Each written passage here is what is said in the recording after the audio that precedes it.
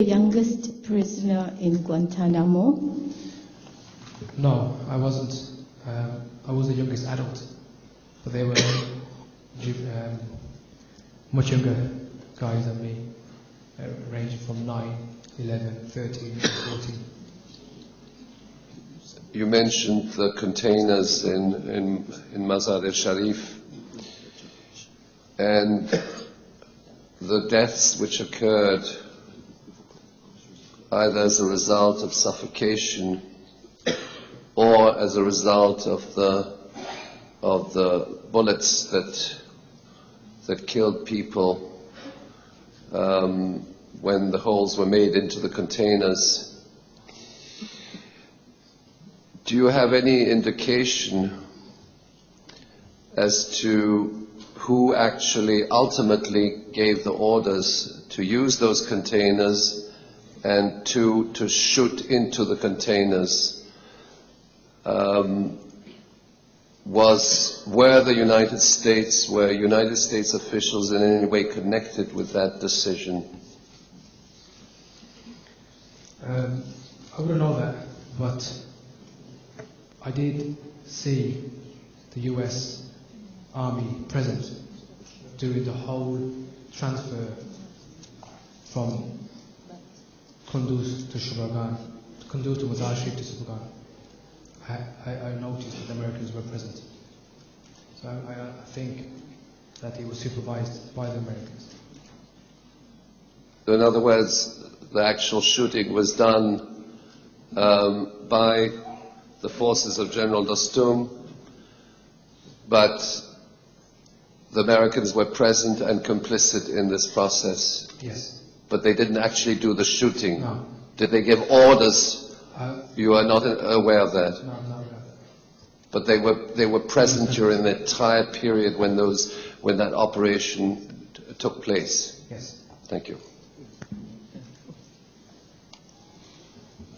Thank you very much for a very sad statement of your conditions while you were in prison.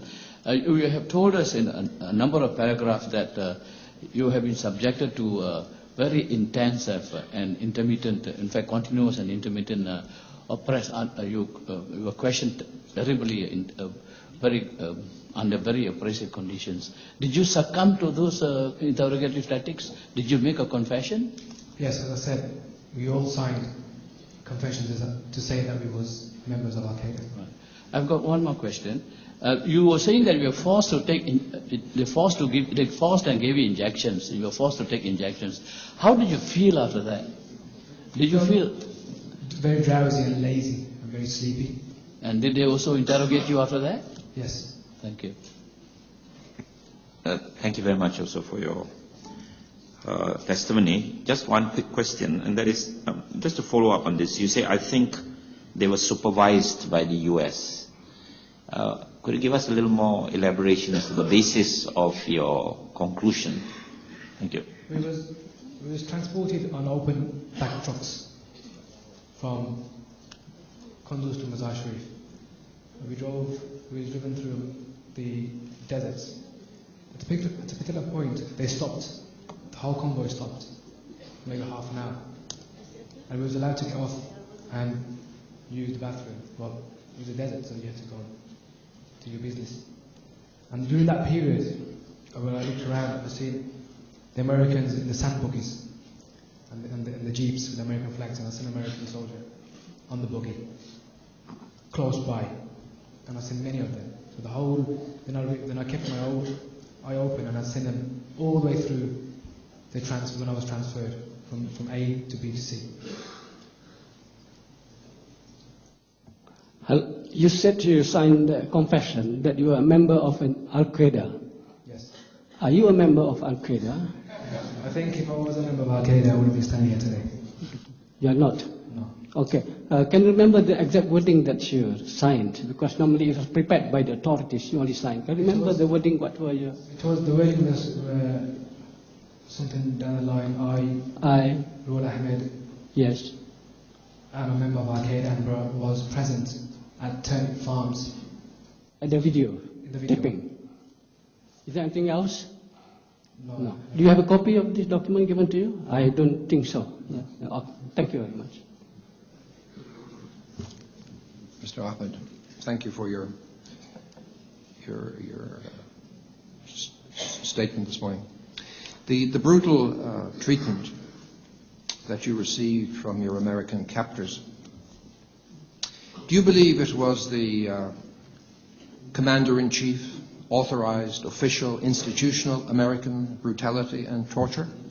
Or do you think it's abuse by American troops who are typically poorly educated, possibly deprived, lacking any sense of right and wrong themselves, who undertook to brutalize you on their own, in their own capacity, so to speak, as troops, treating you as a... No, I think it was authorized by the higher-ups, the officials. You have a sense it came from the top? Yes. Thank you very much. Do you have any proof that it came from the top? Any formal information that came from the top? It's all available for you. It was all authorized by Rumsfeld.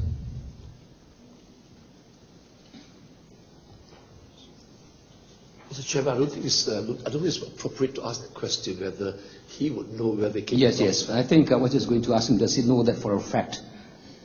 Anyway, it's been asked. He's given the answer. But what we have done, if you could recall, Mr. Chairman, we have produced 10,000 pages of documents. Yes, we have them with us. And all memorandums. So I don't think he, in Guantanamo Bay or Bagram Air Base, would have access to those documents. But now, with hindsight, he can see those documents. He would now know that it's from the top. But I don't think he can say from his personal experience that he had that knowledge. Yes, point taken, Mr. Matthias. Okay. Anything else? You will appreciate that the task of the Commission is to collect the best, tightest evidence and submit this evidence, make it available to the Kuala Lumpur War Crimes Tribunal. It is in this context that I want to ask you, do you think it can be misinterpreted what you have stated in the beginning of your testimony? Here are 3 young British going to Pakistan to attend a wedding. We all know how important weddings are in Pakistan.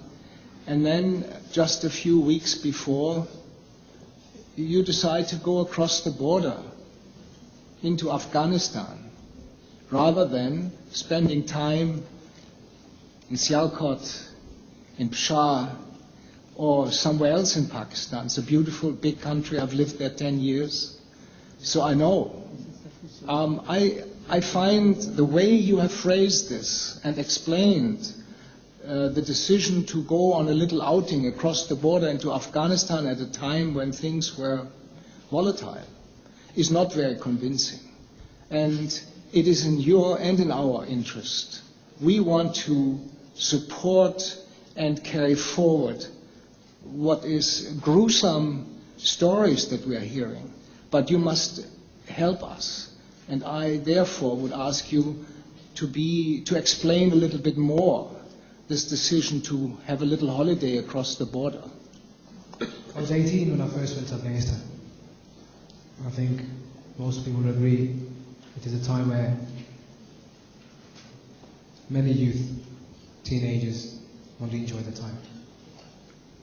And I myself am not very educated. I was a kid that grew up in the slums. I was into doing various things I shouldn't be doing. And our reasons for going to Afghanistan was. So there are reasons why we went to Afghanistan. One because we wanted to go, and I was not very politically aware of the situation between the United States of America and the Taliban. So I never took into consideration of what might happen when I get there. Our main aim was to go to Afghanistan and enjoy our time and smoke, to be frank. And